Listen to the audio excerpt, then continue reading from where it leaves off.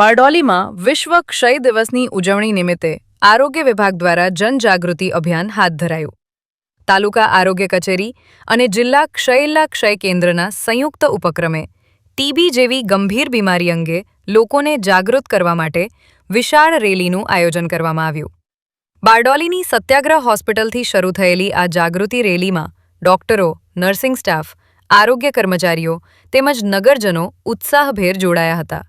ભાગ લેનારોએ હાથમાં બેનરો અને પ્લેકાર્ડ્સ સાથે ટીબીના લક્ષણો, બચાવ અને સારવાર અંગે જનજાગૃતિ ફેલાવી હતી. રેલી શહેરના મુખ્ય માર્ગો પરથી પસાર થઈ જલારામ મંદિર સુધી પહોંચી અને ત્યારબાદ ફરી હોસ્પિટલ ખાતે સમાપ્ત થઈ હતી. આ પ્રસંગે આરોગ્ય અધિકારીઓએ જણાવ્યું હતું કે ક્ષય રોગ સમયસર ઓળખી યોગ્ય સારવાર લેવાથી સંપૂર્ણપણે સાજો થઈ શકે છે. તેથી લોકોમાં ભય રાખ્યા વિના તરત તપાસ કરાવવી જરૂરી છે.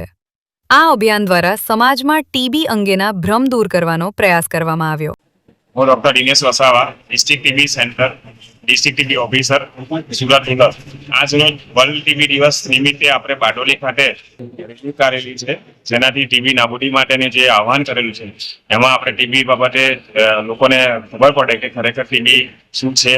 ટીબીની સારવાર મફત મળે છે, ડાયગ્નોસિસ મફત થાય છે અને એનો પૂરો કોર્સ કરવાથી આપણે પેશન્ટ સારો થઈ શકે છે.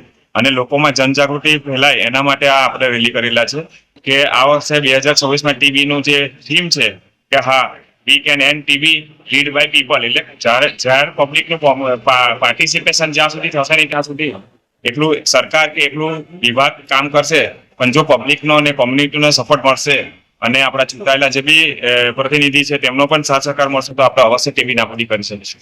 આભાર. AB48 ન્યૂઝ ગુજરાત સાથે પ્રશાંત પટેલ, બારડોલી.